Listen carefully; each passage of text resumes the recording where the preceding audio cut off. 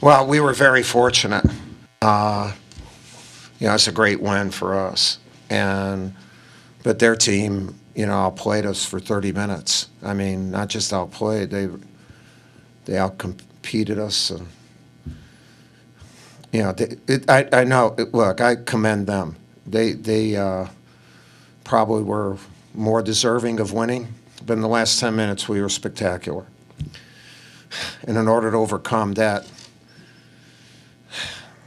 difference in competitive spirit, needed to be spectacular because it was that pronounced. I mean, we're down 23, and they played so well. And then we went to our 2-2-1, and we felt that might help us, before the game. But Jordan Goldwire really helped us. We had two guards up there that really put a lot of pressure, and then Zion played the last part of the game with 4 fouls and played it great. And Cam hit dagger shots, and we did enough to overcome really not just a point deficit, but an effort and competitive deficit. Again, there's not a value there, but you could see it, obviously. I mean, I saw it. And we won. But the last 10 minutes, we were spectacular.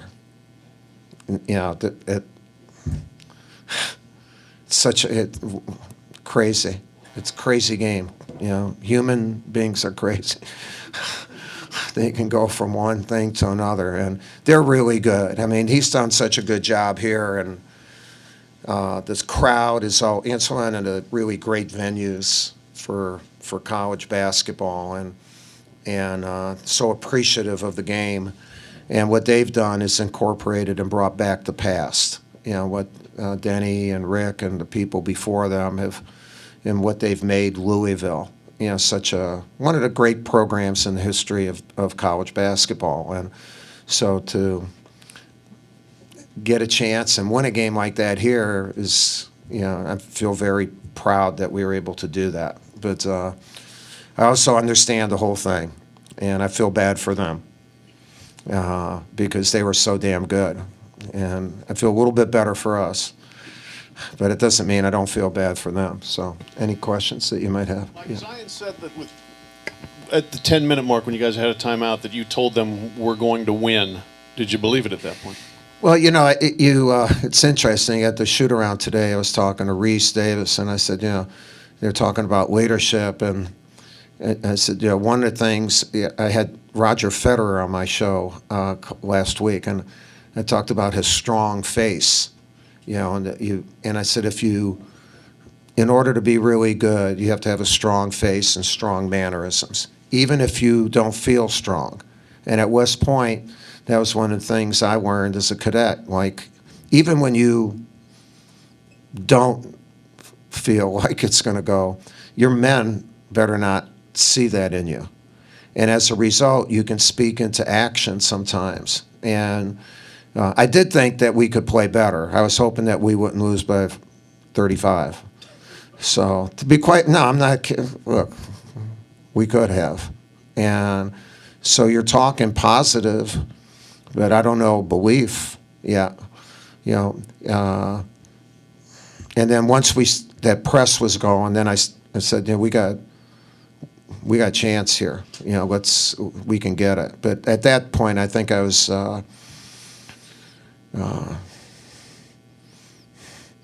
I may have been telling him a lie, but it was, as a cadet, it would be social honor. It wasn't real. It was something I needed to do. This isn't a crazy night. And really, as a coach, because I've been doing this so long, I really feel bad for them. I literally feel bad for them because they were so damn prepared for us. So well prepared. And my level of respect was already high, but it's even higher after this game. You talked about the press and how important was Jordan's performance, not just on this night, but for him and this team going forward? Yeah, well, we found something maybe, in the press to have Trey and he Jordan's a really good athlete, and you know, he had the best look of anyone on the bench. Like sometimes when you look down, and he was like sitting at the edge of his seat wanting to get in. So let's get in, man. And then you didn't want to take him out. So, and then Trey is such a good defender, so he was everywhere. He's just everywhere, and they were looking where our guys were and not attacking them, and it's because of the effort of all those guys. When you win a game like this, when everything's going against you, what can it mean far beyond tonight? What does this do to his team's belief, its confidence, whatever, to be able to do this? Well, you know, I told my team, I said, look, you're not losers, but you're playing like losers, you know, and you know, February is a crazy month because it's a long haul before March, and everybody is hungry. They're trying to make their marks, and these kids can already feel like they've made a mark. And so you're playing against somebody that can be hungrier than you. And like our thing going into the game was play harder than them, and we weren't able to do that. So that's a lesson for our guys.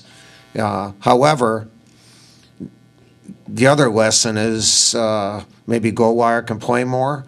The 2-2-1 may be added to what we're doing. So yeah, we're not a.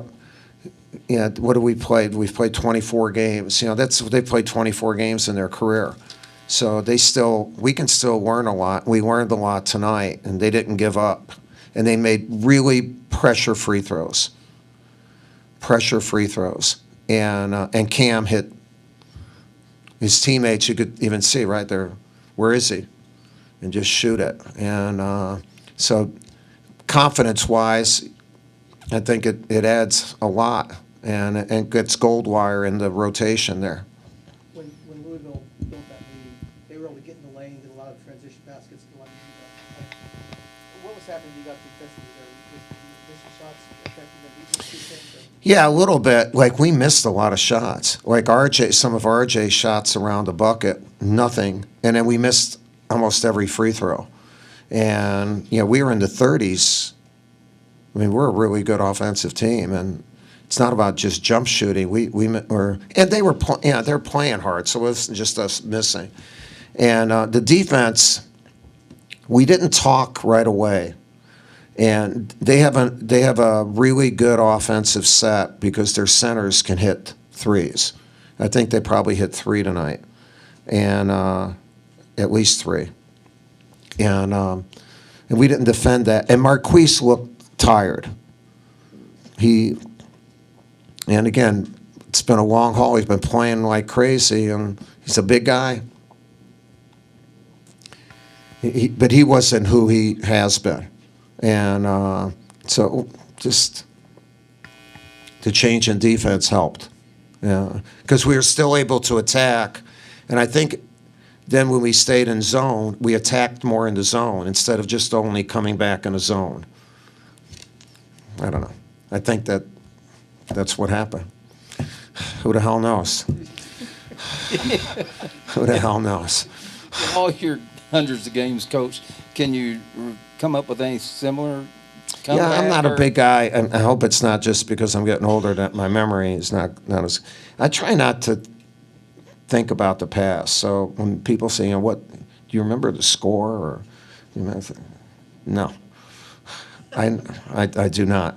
And like you would remember well, the comeback sometimes a guy will come up to me and says, I played against your team in '84. Remember me? No. No. You mentioned that you felt bad for Louisville. I still feel bad for him. What do you think Chris Mack tells those guys I don't know. to get them over this? He's a hell of a coach. He'll get like they were worthy of winning.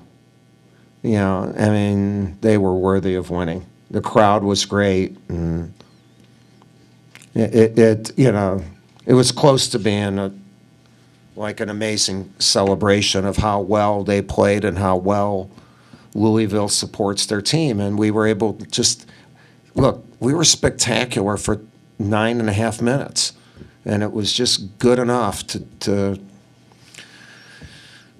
to make do. So. What was Louisville doing defensively in the first 30 minutes, more specifically, I think the first half, that was forcing you guys to take more outside shots, not get in the paint as much, and did that change in those last 9 or 10 minutes? Well, they were playing great defense, and they are really good. They didn't let you get into the lane, and very similar to what Virginia did Saturday, except we hit 13 out of 21 threes. On Saturday, we didn't hit anything, and then I thought panic is not the right word, but we lost confidence, and then we just looked bad. We just looked bad. And in the second half, because we got runs, their defense wasn't set up. We got it off of turnovers, rebounds, and we got shots before their defense was set up, and attacked the basket. One of the biggest plays of the game was Trey Steele when it was 69-64. I think that if he doesn't do that, then we're not going to win. I thought that was a huge play. Coach, you did mention that you had a lot of respect for Chris Mack, but are you surprised how he is doing this in year one at Louisville? Yeah, I'm not surprised because he was terrific at Xavier. And, look, if you coach here, you're going to be good. You're going to be good. This is one of the great programs. So kids want to come here. Fans want to go in those stands, and they want to go nuts, and they want to support their team, and then he's good. So other than that, I don't know what else you need. Yeah. Was extending the defense the last thing that last card you could play? Yeah. Is that your idea or one of your assistants? No, well, it's our ideas. And going into the game, we felt that the 2-2-1, we don't do it very much, but we actually practiced it for this game. So we felt we could do it. We did it one time in the first half, and everything we did in the first half was not good. And maybe the sense of urgency, sometimes something you do doesn't work because of the attitude you have when you do it. And so the sense of urgency made the defense work. So thank God. My guys want to win. They're good guys. They're really good guys. All right? No, I don't. Yeah, I mean, just the same thing. No knowledge. And at that level, for that serious of an accusation, it's always university level. Always. Our university, they'll handle everything, and that's what should happen. A coach shouldn't do anything with that. I have no knowledge of it, but I'm not the one who's going to be in. Our university should do all that, and rightfully so. That's the level that needs to happen. Okay? All right. Thank you.